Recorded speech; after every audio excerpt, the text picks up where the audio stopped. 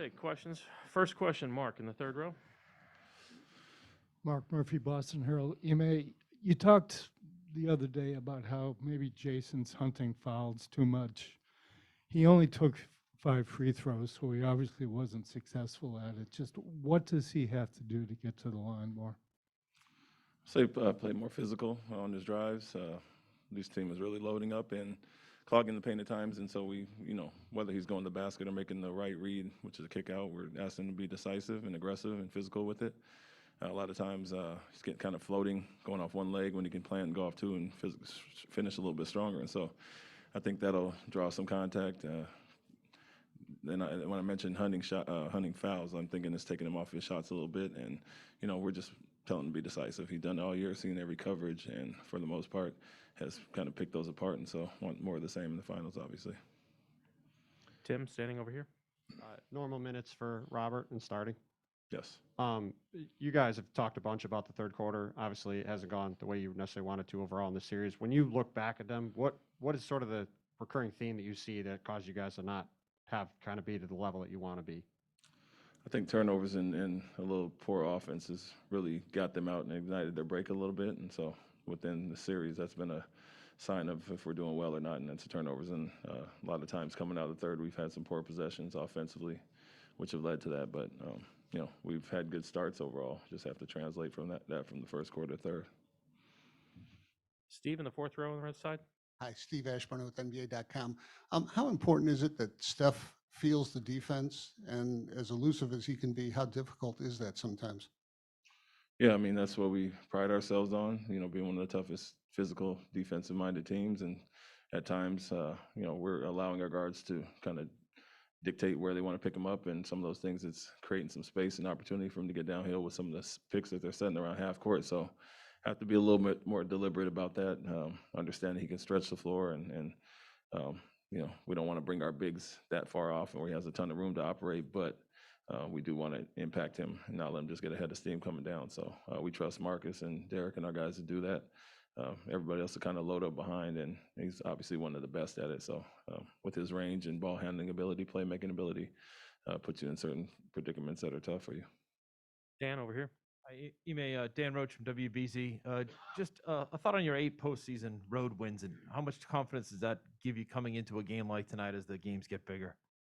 Yeah, it's kind of who we've been second half of the season, even before the postseason started. Bounce back and kind of have a let the last game go mentality and move on to the next. And I think the tough road we've been through in the playoffs so far with the elimination games against Milwaukee and the Miami Game 7 at their place obviously bodes well for us. And we, as I've said quite a bit, we put it behind us pretty quickly and move on. Understand the opportunities that were lost and some of the things we could have done better. But our guys are resilient, have been through quite a tough road against some high quality teams, and that'll work well for us tonight. Third row on this side. Brian Robb, Mass Life. Ime, your lineup-wise, you've been pretty evenly split last couple games between going with 2 bigs versus having 1 big on the floor. Is that strictly a game flow decision for you at this point in terms of, or do you want to kind of see a little bit of both of those groupings when you're going up against Warriors here? Yeah, it's been both. It's been a flow of the game. I think Derek was obviously playing extremely well and kind of took some of the Grant's minutes and with a smaller lineup, and so we like that. But at the same time, Rob has finished games with Allen when they're both playing well, and so I think we can match whatever Golden State does with our big and small lineups, and so it's more a flow of how guys are playing. I think they are trying to take some of put some size on the floor when we have 1 big, bringing Looney back in some, so we can kind of counter that if we want to go bigger at that time. But a lot of it has to do with who's playing well and what lineups and units are playing well together. John Corrales, Boston Sports Journal. How much of your time, your game prep, is dedicated to maybe finding that one big adjustment that you can throw at them versus just trying to perfect what you've been doing all along?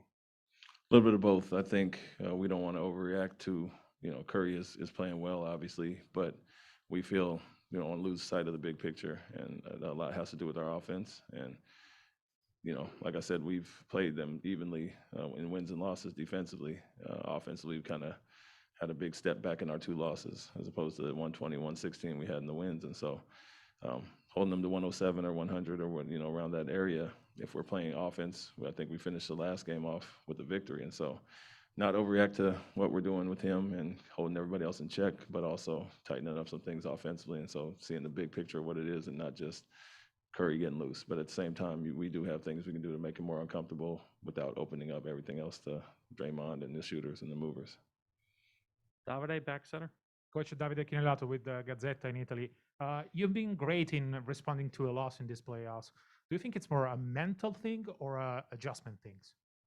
It's both. I think our guys are resilient and tough and get pissed about certain losses, the way we're losing some games. And so we get a good focus coming back in, but at the same time, we do zero in on a few things that we could have done better and in losses and, tighten up in those areas. And so our biggest thing has been the carryover after the wins. And so it's been good for us so far and look forward for that happening tonight, but we'd like to, get a little more consistent after the wins for sure. Barry, over here. Hey, Barry Bloom from Sportico. How much do you think this just comes down to when you look at the ebb and flow of the series? Just the final, who has the best last 10 minutes of the series? Seems to play out like that. The first halves have been pretty even so far. Their third quarters have been better, and our fourths have been better overall, other than the last 5 minutes of the last fourth. And so, in general, I think offensively, we don't want to understate how important that is for us in defending them. Did get stagnant last game. Took some threes that were contested. We could have drove those, and then obviously they hit some big shots. And so, offensively, taking care of the ball, that all plays into how well we can defend them in the half court and limit their runs getting out. And so, at times it seems like that, but we got to be better in the third to kind of counter some of the third quarters they've been having to not have to play from behind as much. Cameron, second row. Hey, Coach. Cameron Buford, Voice of the Fans. A lot's been talked about Jayson Tatum's shot selection over the last couple of days. Are you comfortable with the looks that he's getting? Yeah, I think he's getting some solid ones. He's shooting okay from three. I think it's the finishes around the basket that he's, kind of falling off the numbers wise as far as that. But getting there and making the right reads is the main thing. And I've mentioned the 2 wins.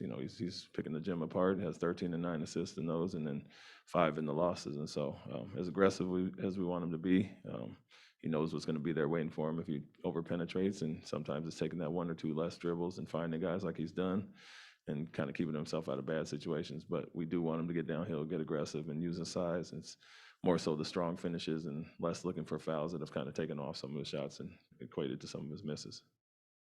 Joe, second row over here. Ime. For the last game, Steve made a lineup change. He took Looney out and moved him to the second unit.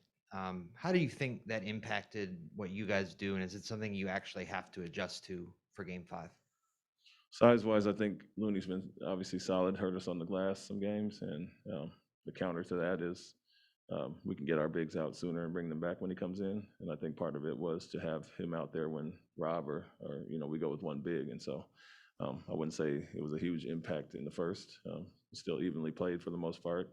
Us being up 5 or so most of the first, second, third. He hurt us late in the game, and obviously it went with him over Green, and he had an impact on the game. So not just him, Wiggins and some of the guys, I think their offensive rebounding is a key for them, and Looney's a big part of that.